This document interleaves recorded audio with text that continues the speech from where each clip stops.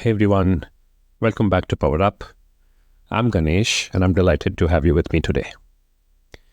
I've been contemplating the true sense of leadership, not just in our professional roles, but also in our everyday lives. A recent conversation with a colleague who joined my company sparked this introspection. He shared a moment from his life.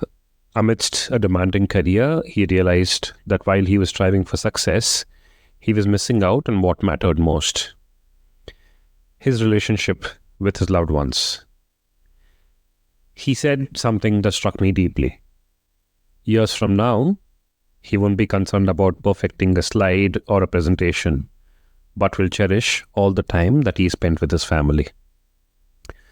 This made me question, are we so absorbed in our ambitions that we overlook the fundamental aspects of a fulfilling life? Are we leading with intention and awareness, or merely just going through the motions? Today, I'm hoping to explore the concept of conscious leadership. It's about unlocking our vision, aligning with the purpose, and creating opportunities that not only drive success, but also enrich our lives and the lives of those around us. Whether you're leading a team, a community, or simply aiming to lead yourself more mindfully, this one's for you. Let's embark on this journey together. Conscious leadership starts with self-awareness and a genuine understanding of the impact we have on the world. In my years of running my company and then eventually in my professional career, there's one person who I've always looked up to when I hear the word conscious leadership, and that's, to me, Sir Ratan Tata. At the core of conscious leadership, what it essentially means is being fully present and intentional in all our actions. And that's something that's been exemplified by Ratan Tata. It's recognizing that leadership isn't just about titles or positions. It's about the influence we wield in our daily interactions. And here's how I think about it. Are we acting out of fear and the need of approval? Or are we guided by our values and a deeper sense of purpose in every action and interaction we have? I believe by shifting our mindset from reactive to responsive one, we begin to lead with authenticity and integrity. There's some steps or mechanisms that will definitely help you in achieving this. One, I'd say take about not more than, 5 minutes to reflect on your thoughts and actions. Also look at what really, truly matters to you. And before reacting to any of these activities or any of these areas where you need to do decision making, just pause and consider if your response aligns with your values. During the conversation that I had with my colleague who joined us recently, we were just discussing that I'd like a very direct and a frank conversation, and that's how I've led my teams and all my professional interactions with every single member.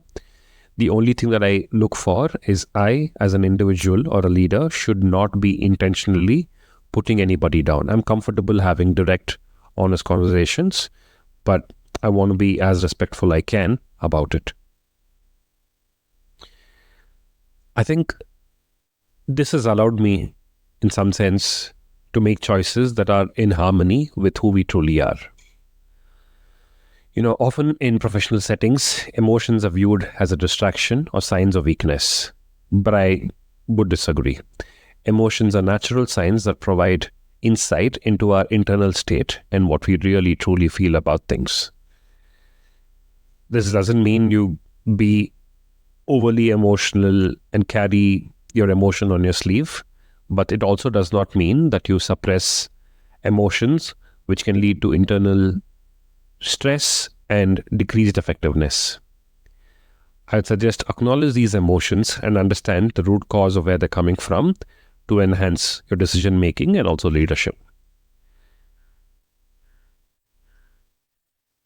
like I said, it's absolutely important to give yourself permission to feel without judgment. You don't have to be too hard on yourself. You could ask yourself what's triggering these emotions. And the other thing that I'd learned is if you can channel your feelings into positive actions, in some sense solving a problem or seeking support, it will greatly help. A mentor of mine once told me, instead of considering a problem as one that is very daunting and very challenging, I mean, as you go ahead in your professional career, there's going to be one challenge or a problem that's going to be bigger and larger than the other one that you faced. So consider these problems as opportunities or your ally. The more you make it fun for you in solving these problems, the better it is for you to have a positive outcome. It doesn't have to always, lead into a positive outcome, but at least your own self-belief and your own state of mind does not get greatly disturbed by the approach that you're taking. I believe this is also a very important aspect to become more resilient and empathetic leader. While doing all this, it's important to have a clear vision, and it's also equally important to translate that vision into actionable steps.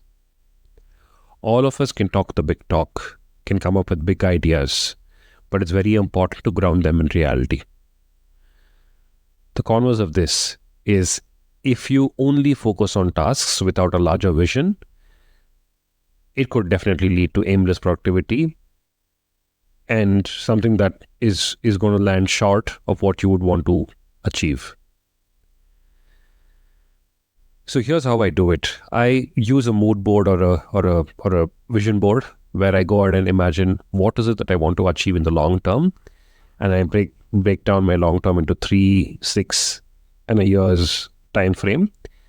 And then I set up realistic goals where I break down the vision into achievable milestones. And in a company setup or in a professional setup, especially if you're in a startup, you ought to be flexible because, as a growing company and in a startup, things can change. So it's important for you to be accommodative and adjust your plans as circumstances change. By having the vision board, to me, is a blueprint for your success, or at least it'll tell you what you ought to do and what you should not be doing to get to where you want to get 3 months, 6 months, or a year down the line. And while doing all of this, it's very important. Leadership is not a solo journey. It's about building relationships and fostering collaboration.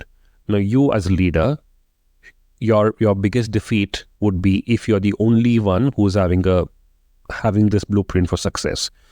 You need to be able to bring in your team and the folks who work around you to follow or to consider following a similar approach and creating a blueprint for success for them as well. And that's empathy and connection. Both of this will help you to connect with your other team members at a deeper level. And this will create an environment of trust and mutual respect. I must admit, I have a very low tolerance for people who speak crap. But as long as a person is genuinely speaking, I reflect the same and genuinely listen and value the perspective of the other person speaking.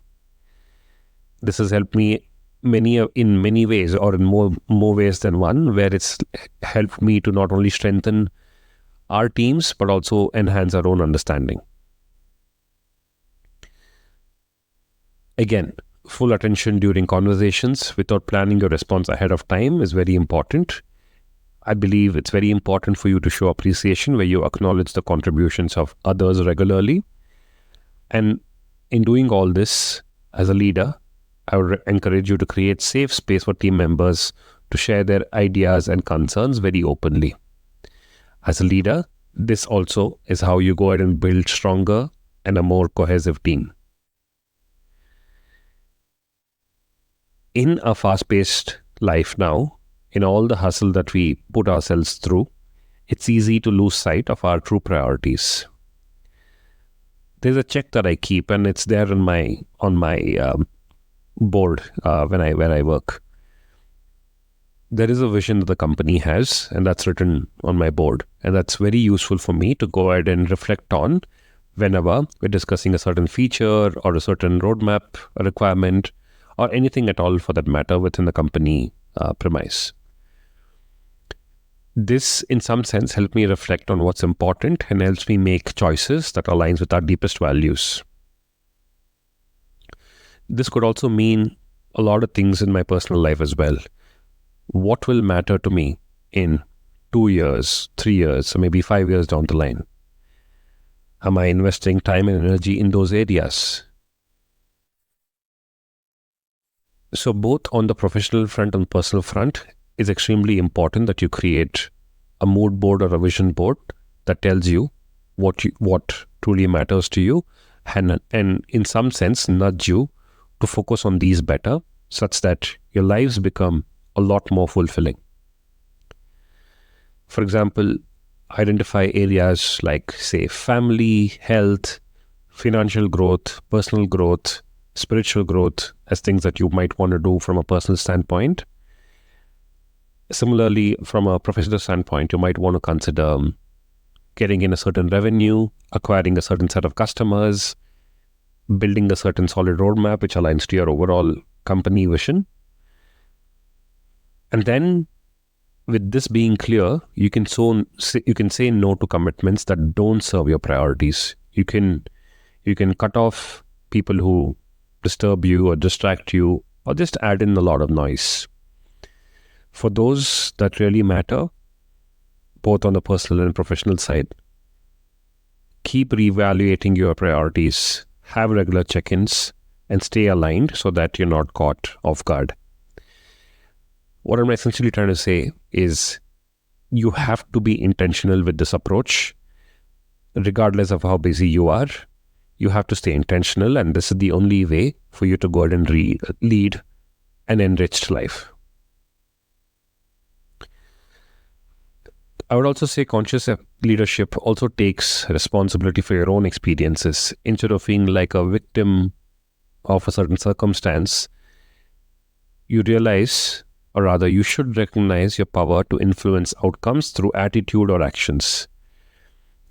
Again, this comes with a whole lot of experience as somebody who's just starting off in their career, or who's just kind of begun to understand the family equations or the family dynamics. You might take some time to build this level of attitude, but I think it's very important that you stay confident and focused through your attitudes and actions. This is basically a shift from a passive mindset to an active mindset that will enable you to navigate challenges more efficiently. You might punch above your belt or above your weight sometimes, but that's all right.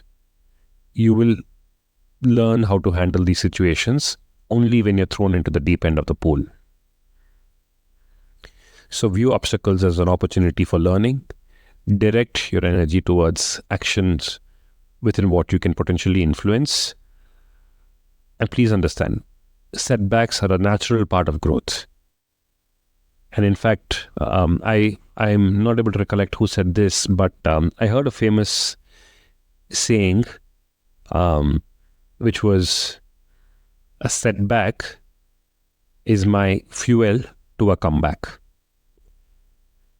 And take ownership, and you become proactive creators of your own destinies.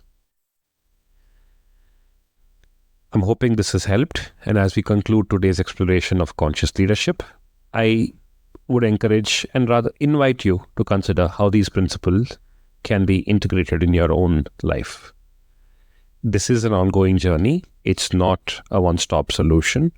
It has to be a continuous process of learning and growth, reevaluating your priorities, figuring out what works, what does not work, and altering your approach. Reflect on your values, be present in your interactions, align your actions with your purpose. These are some things that I'd like to leave you with and for you to ponder about and hopefully come up with a vision board or a mood board.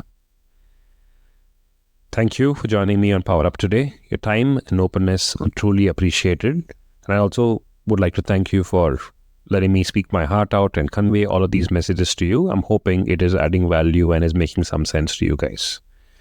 If this episode resonated with you, I'd love to hear your thoughts. Feel free to reach out, share your experiences, or ask any questions. Until we meet again, stay mindful. Like my model Ratan Tata says, lead with your heart. Of course, have thoughts about it. Be very rational about it. But lead with your heart. And finally, let's continue to power up our lives together. Take care. Bye-bye.